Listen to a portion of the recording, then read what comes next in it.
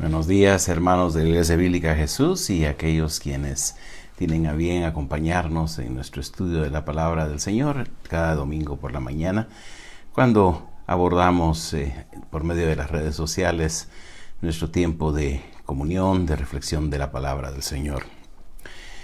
Ya son 6 meses que hemos estado usando esta modalidad para compartir la Palabra del Señor y todavía seguimos a la espera de ver cuándo podremos reunirnos mientras las circunstancias sean apropiadas. Esperamos que el Señor esté bendiciendo a cada uno de ustedes y que este tiempo de estudio de la palabra sea una manera de mantenerles animados, fortalecidos, creciendo en la gracia y conocimiento del Señor. Continuamos hoy nuestro estudio del libro de los Hechos que comenzamos la semana pasada. Y estaremos reflexionando en la segunda sección del primer capítulo de este libro de los Hechos. Después de que los discípulos ven al Señor ascender a los cielos y recibir la comisión de parte de Él de ser testigos de las cosas que han presenciado, particularmente de su resurrección, en palabras del apóstol Pedro en la sección que hoy reflexionaremos, ellos vuelven a Jerusalén y durante ese tiempo de espera, mientras el Señor cumple la promesa del envío del Espíritu Santo, ellos aprenden, desarrollan su vida espiritual y esperan que el Señor les guíe. Y hacia eso vamos a enfocarnos hoy. Estaremos estudiando entonces los versículos 12 al 26 del capítulo 1 del libro de los Hechos. Todos nosotros nos hemos encontrado en algún momento de nuestra vida en lo que podríamos llamar etapas de transición, en tiempos de espera, tiempos de incertidumbre y no saber exactamente qué va a hacer de nuestra vida, aunque entendemos y conocemos la voluntad del Señor, entendemos y conocemos todo lo que Él ha hecho por todos y cada uno de nosotros y sabemos cuáles son sus promesas, conocemos qué es lo que Él tiene preparado para nosotros. Hay momentos en que vivimos con incertidumbre, con la sensación de no tener aún claro qué es lo que tenemos por delante. Aunque el Señor Jesucristo había sido claro con los apóstoles de que habría de cumplirse en pocos días la promesa de Dios del envío del Espíritu Santo, que habría de capacitarlos, que habría de empoderarlos para que ellos pudieran cumplir la tarea que Él les dejaba, ellos se encontraban en un tiempo de no saber exactamente cómo iba a pasar, qué iba a suceder, cómo habrían de desempeñar y desarrollar la tarea que ellos tenían por delante. Es como aquel momento en que nosotros sabemos qué es lo que tenemos que hacer, pero no sabemos exactamente en qué manera vamos a hacerlo, qué recursos vamos a tener a nuestra disposición y cómo va a ser el desarrollo de la tarea que vamos a estar desempeñando. La tarea del inicio de la iglesia, esta nueva etapa, este nuevo periodo en el trabajar de Dios para con la humanidad, para hacer ver su reino en medio de los hombres, para hacer ver cuál es su voluntad y la manera como Él está obrando para llevar a cabo todo lo hecho por el Señor Jesucristo en la cruz del Calvario, en las vidas de aquellas personas que van respondiendo por medio de la fe a la predicación del mensaje del Evangelio. Todo esto que venía por delante era algo que era terreno desconocido para los apóstoles, para los discípulos del Señor en aquel momento. Entonces uno se pregunta, ¿qué podemos hacer y qué es lo que se espera de nosotros que hagamos cuando nos encontramos en esos tiempos de transición, de incertidumbre, de espera? Es posible que esos tiempos de transición sean cortos o sean largos. Sin embargo, en medio de eso, el Señor quiere enseñarnos, quiere guiarnos, quiere formarnos, quiere desarrollar el carácter del Señor Jesucristo en la persona de cada uno de nosotros, que se vaya formando en nosotros ese nuevo hombre creado de acuerdo a la semejanza del Señor Jesucristo. Y eso es lo que el Señor espera en cada uno de nosotros en medio de esos momentos de transición, de incertidumbre, de espera. Probablemente el Señor nos ha hecho esperar en varias ocasiones, no solo en una, y hemos aprendido grandes lecciones para nuestra vida espiritual en ese tiempo. La pregunta aquí es, ¿cómo debemos proceder? Comienza narrando el libro de los Hechos en el versículo 12 de esta manera. Entonces volvieron a Jerusalén desde el monte que se llama del Olivar, el cual está cerca de Jerusalén, camino de un día de reposo. Y entrados subieron al aposento alto, donde moraban Pedro y Jacobo, Juan, Andrés, Felipe, Tomás, Bartolomé, Mateo, Jacobo hijo de Alfeo, Simón el celote y Judas hermano de Jacobo. Todos estos perseveraban unánimes en oración y ruego con las mujeres y con María la madre de Jesús y con sus hermanos. Detengámonos por un momento en estos primeros 3 versículos de esta porción. ¿Qué es lo que tenemos acá? Tras el retorno de los discípulos a la ciudad de Jerusalén, después de haber presenciado la partida del Señor Jesucristo en su ascensión a los cielos tras la resurrección, aquellos se dirigen a un tiempo de espera. El Señor Jesucristo les había dicho específicamente que volvieran a Jerusalén, que no se fueran a ir a Jerusalén, sino que más bien esperaran allí hasta que ellos recibieran la promesa de Dios. Exactamente dónde se reunían no se sabe. Ha habido varias teorías en relación con este lugar que se le conoce probablemente como el cenáculo o el lugar donde ellos estuvieron reunidos durante aquel periodo de unos 10 días antes de la venida del Espíritu Santo. Por el espacio que era necesario para que estuvieran no solamente los 11 discípulos y el otro grupo de las mujeres, María y los hermanos de Jesús, sino como se dice, en algún momento estuvieron 120 reunidos. Algunos piensan que se trataba de una casa de alguna familia pudiente y que les había prestado este espacio durante el tiempo de espera. Se ha sugerido probablemente que hubiera sido propiedad de María, la madre de Juan Marcos, quien posteriormente acompañaría al apóstol Pablo en su primer viaje misionero y que en algún momento sería tomado también por Bernabé tras haber sido enviado de vuelta por su falta de compromiso completo con la tarea que estaban haciendo y haber sido acogido por Bernabé y haber sido llevado a Creta juntamente con él.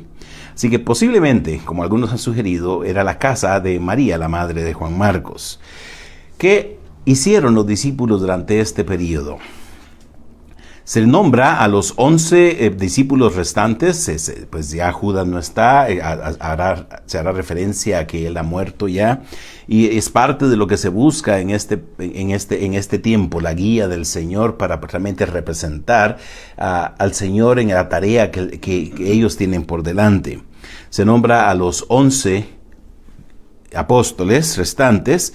Las listas de Lucas, tanto en el Evangelio en el capítulo 6 como acá en Hechos capítulo 1, tienen una pequeña diferencia con el listado de Mateo capítulo 10 y Marcos capítulo 3 en el nombre de uno de los discípulos, a quien se menciona como Tadeo en Mateo y en Marcos. Lucas lo reemplaza por alguien a quien llama Judas, hermano o hijo de Jacobo, posiblemente una referencia a la misma persona nombrada de manera distinta.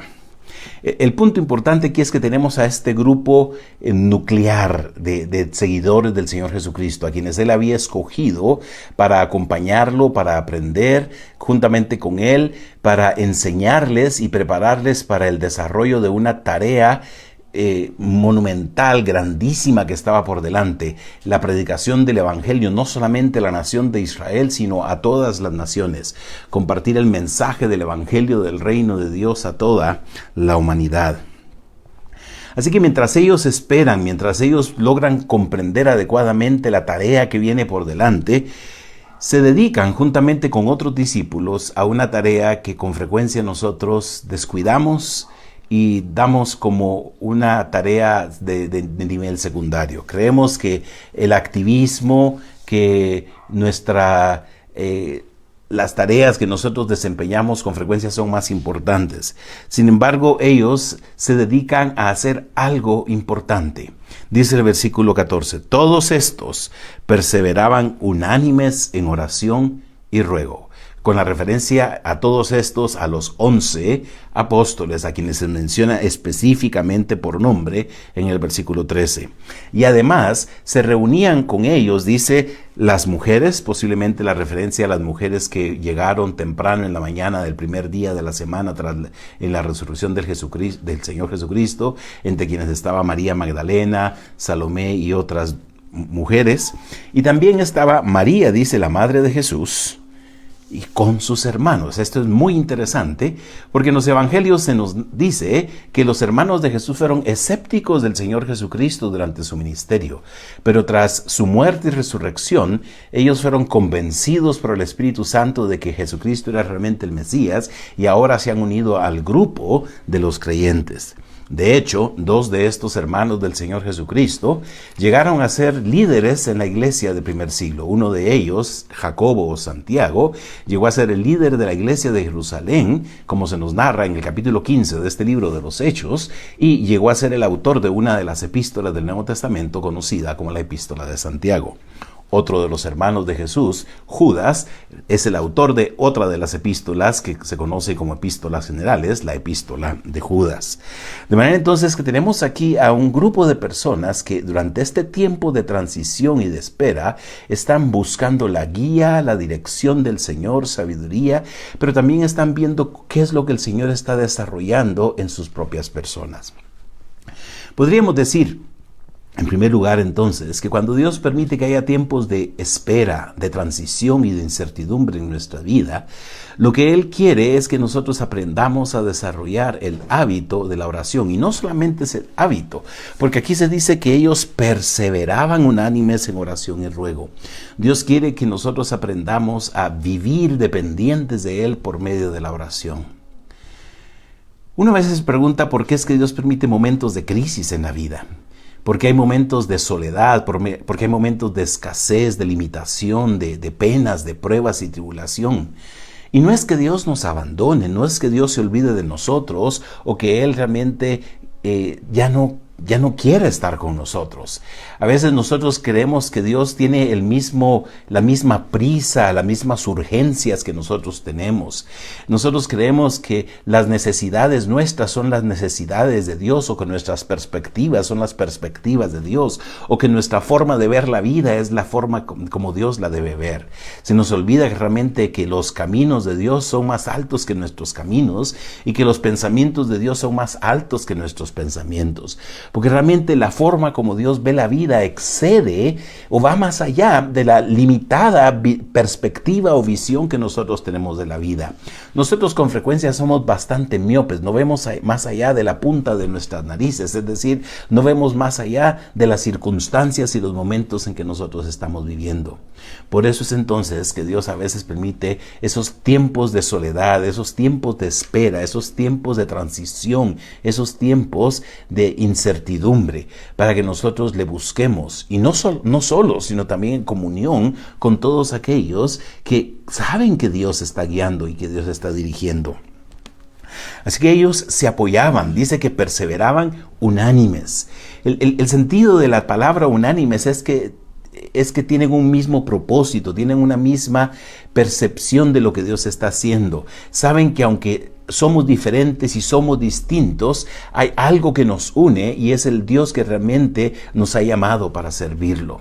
Con gran frecuencia en la vida tenemos esos momentos de transición y puede ser no solamente a nivel personal, sino también a nivel familiar, a nivel corporativo como iglesia, a nivel institucional, si somos una institución que estamos sirviendo al Señor. Esos tiempos en que no sabemos hacia dónde Dios nos está llevando, pero sabemos que Dios está ahí con nosotros. Sabemos que Dios tiene algo que nosotros tenemos que desarrollar, y es el tiempo cuando juntamente con aquellos 11 discípulos y las personas que los acompañaban, nosotros tenemos que perseverar unánimes en oración y ruego. Cuando se nos comparten necesidades de oración, no las debemos tomar a la ligera como algo secundario, como algo para salir del paso y decir, sí, voy a orar por eso juntamente con usted. Debemos tomar esas peticiones de oración como una manera de identificarnos en ese sentir de unanimidad, en la búsqueda de la guía del Señor para la vida de otros y para la vida de nosotros. Porque como iglesia somos parte los unos de los otros, somos el cuerpo de Cristo, y debemos recordar lo que el apóstol Pablo nos dice, que cuando uno de los miembros del cuerpo se duele, todo el cuerpo se duele juntamente con él. Y así, cuando uno de los miembros del cuerpo se goza, pues todo el cuerpo se goza juntamente con él. Y por eso es la importancia de esa unanimidad en la perseverancia, en la oración y ruego. Uno se pregunta qué es lo que ellos podrían haber estado pidiéndole al Señor, qué es lo que habrían estado rogando. Probablemente podemos pensar en algunas ideas como sabiduría, claridad, dirección, comprensión, fortaleza en medio de las debilidades, claridad en cuanto a lo que Dios está queriendo que nosotros hagamos, comprensión realmente de lo que Dios quiere para cada uno de nosotros. Tenemos a estos hombres que realmente están pidiendo probablemente la iluminación de Dios para comprender su palabra, y ese tiempo de oración y ruego seguramente fue un tiempo de lectura y meditación en la palabra del Señor. Por lo que podemos ver más adelante en el mismo libro de los Hechos, estos apóstoles eran conocedores de la palabra, la citan, la meditan, la reflexionan, tratan de entender lo que Dios ha estado tratando de enseñar a través de ella. Y es una manera de abrir el corazón en aquellos tiempos para que Dios ilumine y para que Dios guíe. Y hay algo en particular que llama la atención hacia lo que nos vamos a dirigir en el resto de este trozo. Es cuando el apóstol Pedro viene, estando los hermanos todos juntos, y les hace una propuesta. Dice el versículo 15. En aquellos días Pedro se levantó en medio de los hermanos, y los reunidos eran como 120 en número, y dijo: varones hermanos, era necesario que se cumpliese la escritura en que el Espíritu Santo habló antes por la boca de David acerca de Judas, que fue guía de los que prendieron a Jesús, y era contado con nosotros y tenía parte en este ministerio. Pues, con el salario de su iniquidad adquirió un campo, y cayendo de cabeza se reventó por la mitad, y todas sus entrañas se derramaron. Y fue notorio a todos los habitantes de Jerusalén, de tal manera que aquel campo se llama en su propia lengua Acéldama, que quiere decir campo de sangre.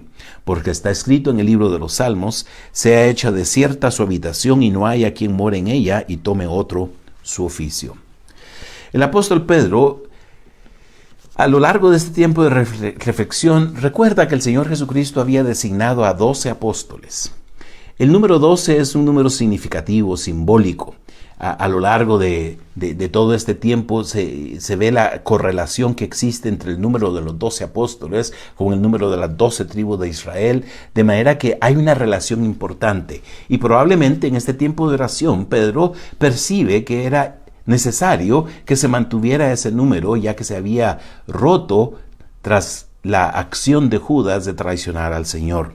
Él era contado con nosotros, dice el apóstol Pedro, y tenía parte en este ministerio, porque Judas era parte del grupo que el Señor había estado enviando a lo largo de su ministerio a predicar el Evangelio.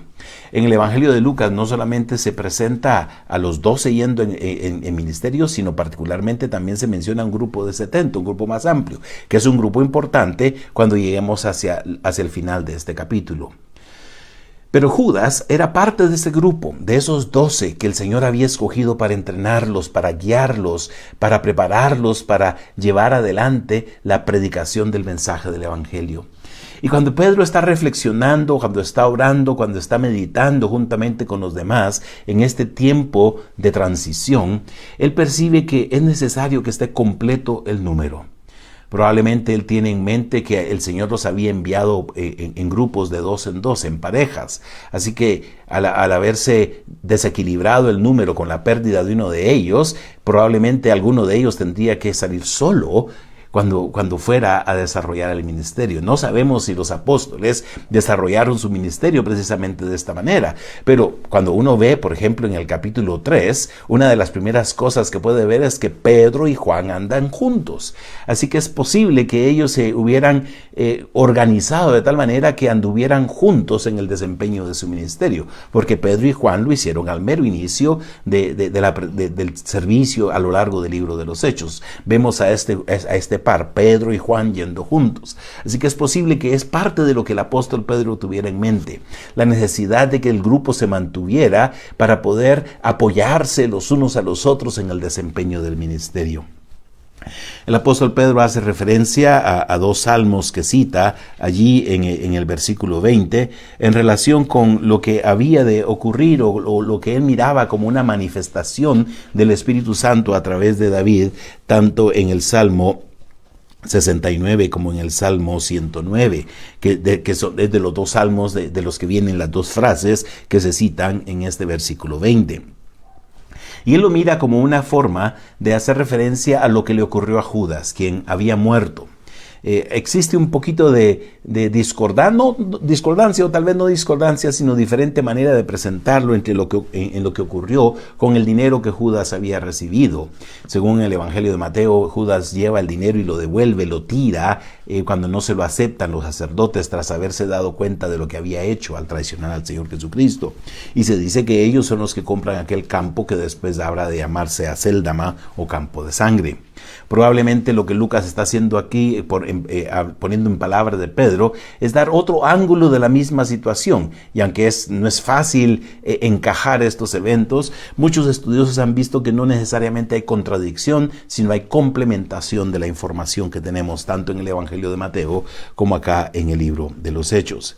El punto es que lo que había ocurrido con Judas al traicionar al Señor es que él había acarreado sobre sí el juicio de Dios, y ahora ya no era parte del grupo que estaba puesto por el Señor Jesucristo para continuar la tarea que él había hecho, que les había encomendado, ese ministerio al que el apóstol Pedro hace referencia en el versículo 17, cuando dice que Lucas era contado con ellos y tenía parte en este ministerio, en esta tarea que Dios había encomendado. Ahora bien, hemos de entender que no solamente es algo encomendado a los 12, es encomendado a todos los discípulos, y es parte de lo que veremos más adelante cuando el Espíritu Santo se derrama no solo sobre los 12, sino sobre aquel grupo de 120 que se encontraba en el aposento alto. Pero Pedro mira de una manera muy especial el ministerio que ellos como apóstoles tenían y la necesidad de tener un sustituto de Judas, y eso es lo que ellos han estado haciendo, buscando la guía y la sabiduría del Señor.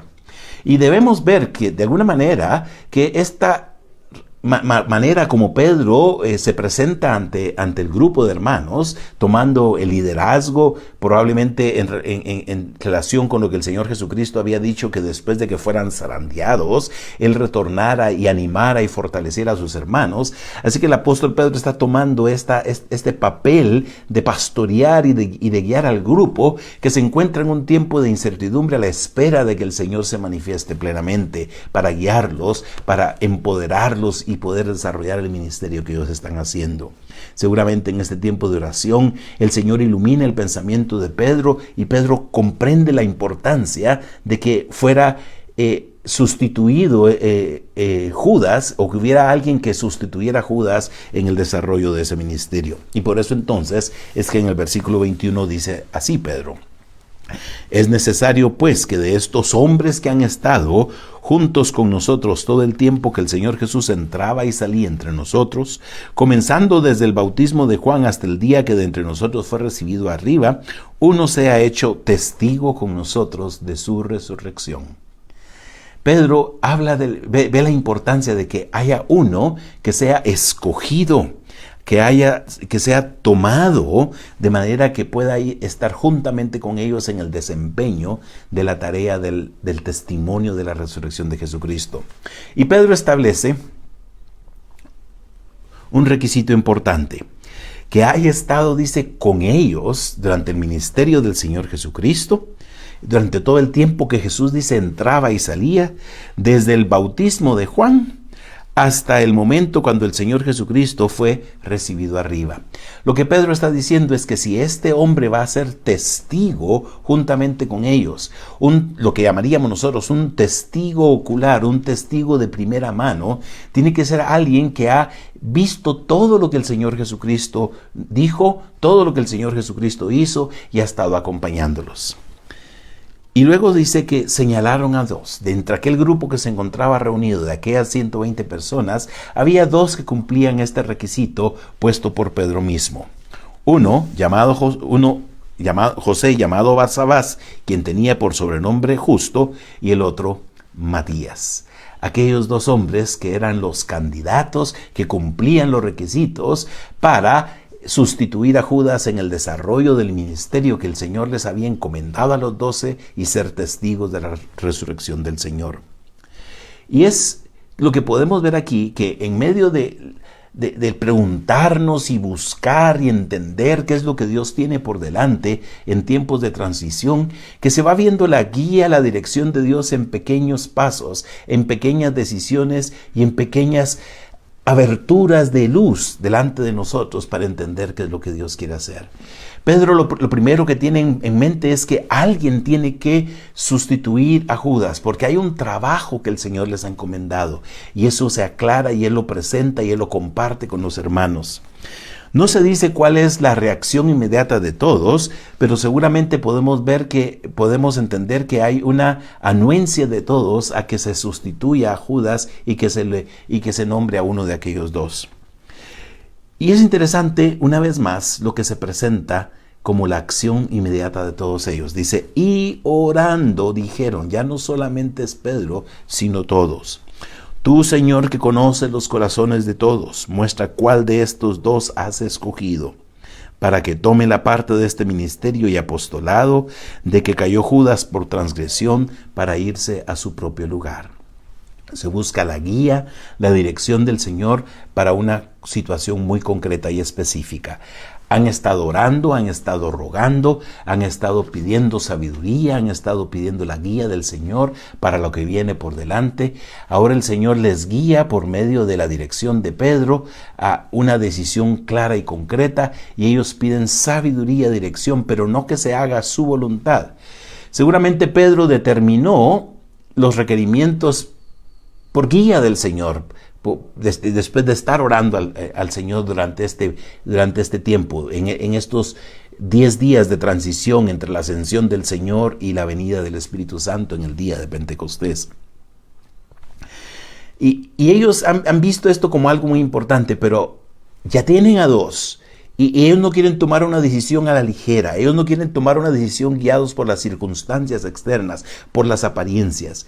Ellos quieren que sea el Señor mismo el que tome la decisión, que Él les muestre cuál es el que las ha escogido. Así como el Señor había escogido inicialmente a los 12, que los llamó entre los varios que los seguían, y el Señor escoge a los 12 para que lo acompañaran y a quienes llama apóstoles. Ahora se pide que sea el Señor mismo el que escoja a aquel que va a sustituir a Judas. ¿Para qué es que lo van a escoger? Para tener parte, dice, de este ministerio y apostolado. Así que debemos entender que este hombre que habría de ser escogido, habría de ser llamado un apóstol también, juntamente con los 11, a quienes se hace referencia precisamente de esta manera, a los 11. ¿Cómo procedieron ellos? Simplemente utilizaron una forma muy común en el mundo judío del primer siglo de tomar decisiones, a la que se hace referencia incluso en el Antiguo Testamento, diciendo que la suerte es del Señor. Echaron suertes. Es algo que no se hace más en el resto del Nuevo Testamento, solo se hace en esta oportunidad. No se hace referencia a esta práctica en ninguna otra ocasión en el resto del Nuevo Testamento. Pero en medio de eso, en este echar suertes, que probablemente consistía en colocar el nombre de cada uno de ellos en un par de dados que habrían de ser tirados, o de alguna otra manera, utilizando quizá de alguna forma, una manera en que se indicara cuál era la decisión del Señor, ellos echan las suertes, y dice que la suerte cayó sobre uno de ellos dos, llamado Matías. De manera entonces que fue contado, dice, con los 11 apóstoles.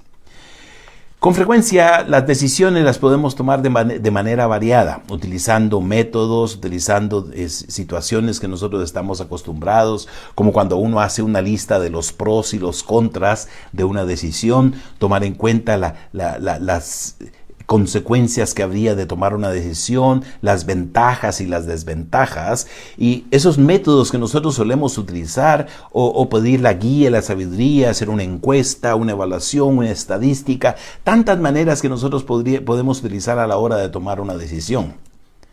No importa cuál sea el mecanismo usado, lo importante es que sea respaldado por la guía del Señor, obtenida y asegurada por medio de la oración.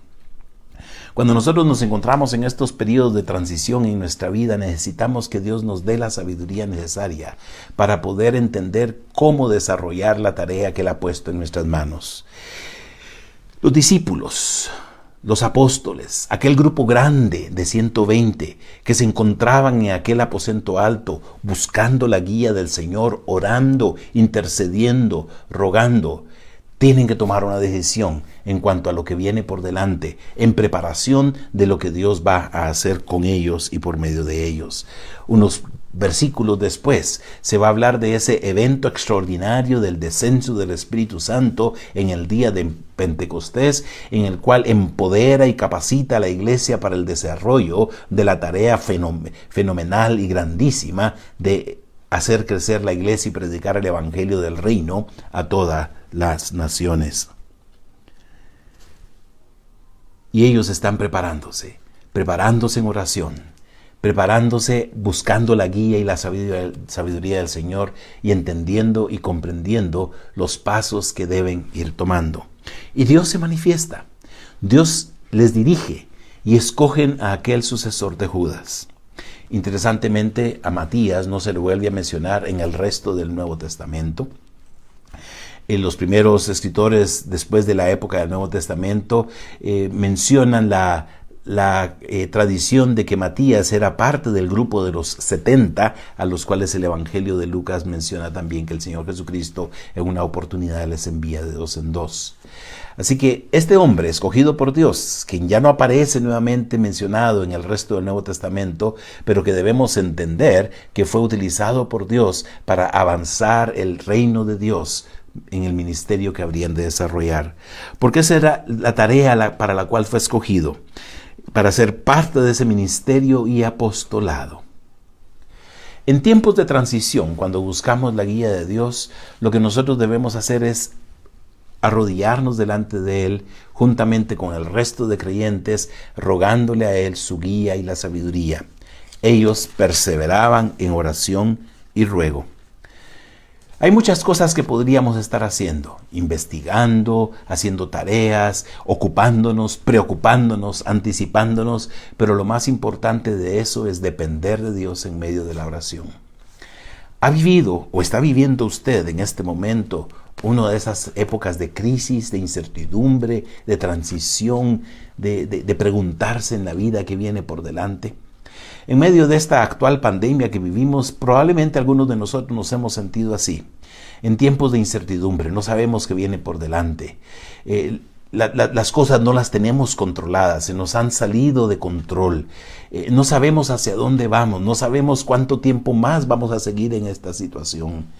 Pero no debemos olvidar que Dios soberanamente tiene el control de todas las circunstancias a nuestro alrededor. Y que si Dios permite estos tiempos de crisis, de transición, de espera, es porque Él quiere que nosotros lo busquemos en oración. ¿Cuánto tiempo hemos dedicado en oración durante esta pandemia? ¿Cuánto tiempo hemos dedicado a buscar la guía y sabiduría del Señor? Hay cosas que tenemos que decidir. Hay situaciones que tenemos que enfrentar. Hay cambios que tenemos que acoger. Hay situaciones que seguramente han hecho que nuestra vida ya no sea lo que era antes de aquel momento cuando todo esto se dio a conocer. Pero ese es tiempo que nosotros debemos dedicar ahora a buscar la guía del Señor en oración. Porque cuando nosotros buscamos la dirección de Dios en nuestras vidas, lo importante es que dependamos de Él. Sabiendo que sí, Él va a actuar. Los apóstoles sabían que el Señor Jesucristo había prometido que el Espíritu Santo habría de venir. Y eso era lo que estaban esperando. Así que esos tiempos de incertidumbre no son tiempos de incertidumbre porque no sabemos qué va a pasar más adelante. Lo que no sabemos es cómo va a suceder, en qué momento va a suceder y en qué circunstancias vamos a encontrarnos después de que esto suceda. Pero debemos prepararnos, debemos anticiparnos y debemos buscar el rostro del Señor en la oración, sabiendo que cuando Él cumpla o traiga aquello que va a traer para nosotros, Él nos tendrá listos y nos tendrá preparados. No hay manera de estar listos mejor que estando dependiendo de Dios en oración. Cuando busquemos la guía de Dios, busquémosla en oración. Dediquemos más tiempo a orar, dediquemos más tiempo a buscar el rostro de Dios, dediquemos más tiempo a reflexionar en su palabra para que ella nos guíe y nos ilumine, para que abra el entendimiento, para que nuestros pensamientos encajen en línea con los pensamientos de Dios y para que nuestros planes y propósitos encajen en línea con los planes y propósitos de Dios, para que no haya alejamiento, sino que podamos andar en una misma línea con lo que Dios quiere para nosotros y cumplir de esa manera sus propósitos en nuestra vida. Cuando nos encontremos en tiempos de espera, de incertidumbre, tiempos de tribulación, lo mejor que podemos hacer es buscar la guía de Dios por medio de la oración. Que el Señor los bendiga, que sigan teniendo un bendecido domingo. Con la ayuda de Dios nos veremos la próxima semana.